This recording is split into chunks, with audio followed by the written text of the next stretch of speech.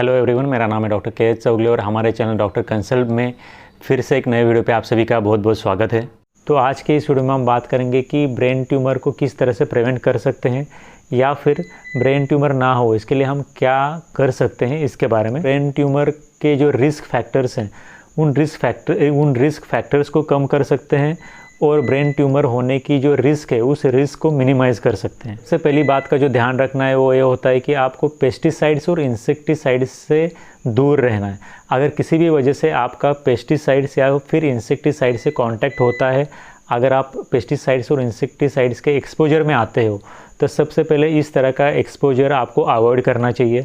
ये सबसे पहली बात है। इसके बाद जो कार्सिनोजेनिक केमिकल्स होते हैं तो इन तरह के कार्सिनोजेनिक केमिकल्स के कांटेक्ट में आने की वजह से भी किसी भी व्यक्ति में ब्रेन ट्यूमर हो सकता है। तो कार्सिनोजेनिक केमिकल से एक्सपोजर अवॉइड करना या फिर कार्सिनोजेनिक केमिकल के कांटेक्ट में न आना वजह से भी ब्रेन ट्यूमर होने के चांसेस काफ़ी ज़्यादा कम हो जाते हैं। अगर आप डेली सिगरेट स्मोकिंग करते हो तो सिगरेट स्मोकिंग करने वाले लोगों में भी काफ़ी ज़्यादा समय देखा जाता है कि उन लोगों में आगे जा कर के ब्रेन ट्यूमर होता है, या फिर स्मोकिंग करने वाले लोगों में ब्रेन ट्यूमर होने के चांसेस काफ़ी ज़्यादा बढ़ जाते हैं। सिगरेट स्मोकिंग को पूरी तरह से छोड़ना भी ब्रेन ट्यूमर से बचने के लिए काफ़ी ज़्यादा ज़रूरी होता है। और एक जो ज़रूरी चीज़ होती है वो होती है रेडिएशन, या फिर रेडिएशन मतलब कि जो हाई एनर्जी रेज होते हैं, फॉर एग्जांपल एक्सरे।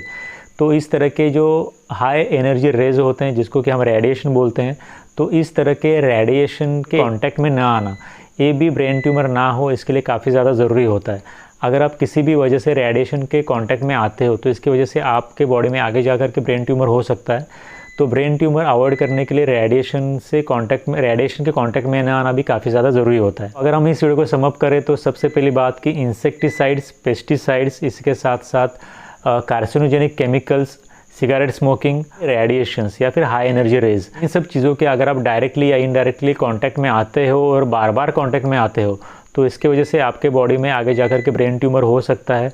तो अगर आप इन सब चीज़ों से आपका डायरेक्ट और इनडायरेक्ट कांटेक्ट ना हो, इसके अगर प्रॉपर प्रिकॉशन लेते हो तो आपके बॉडी में ब्रेन ट्यूमर होने के चांसेस काफ़ी ज़्यादा कम हो जाएंगे।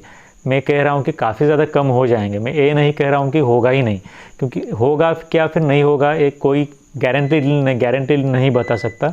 लेकिन हम ब्रेन ट्यूमर को प्रिवेंट तो नहीं कर सकते, लेकिन ब्रेन ट्यूमर होने की जो रिस्क है उस रिस्क को काफ़ी ज़्यादा कम कर सकते हैं। तो अभी मैंने आपको जो बातें बताई उन बातों को अगर आप ठीक से समझोगे और फॉलो करोगे तो आपके बॉडी में ब्रेन ट्यूमर होने के चांसेस काफ़ी ज़्यादा कम हो जाएंगे। तो आई होप कि इस वीडियो की वजह से आपके ब्रेन ट्यूमर के प्रिवेंशन के बारे में या फिर ब्रेन ट्यूमर के रिस्क को कम करने के बारे में बेसिक्स है वो आप समझ चुके होंगे।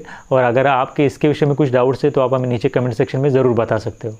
इसी के साथ साथ अगर आपको इस वीडियो से कोई जानकारी मिली है तो इस वीडियो को एक लाइक करें, और अगर आपने हमारे चैनल को अब तक सब्सक्राइब नहीं किया है तो जाते जाते चैनल को सब्सक्राइब भी करें। और इस वीडियो को अंत तक देखने के लिए आप सभी का धन्यवाद।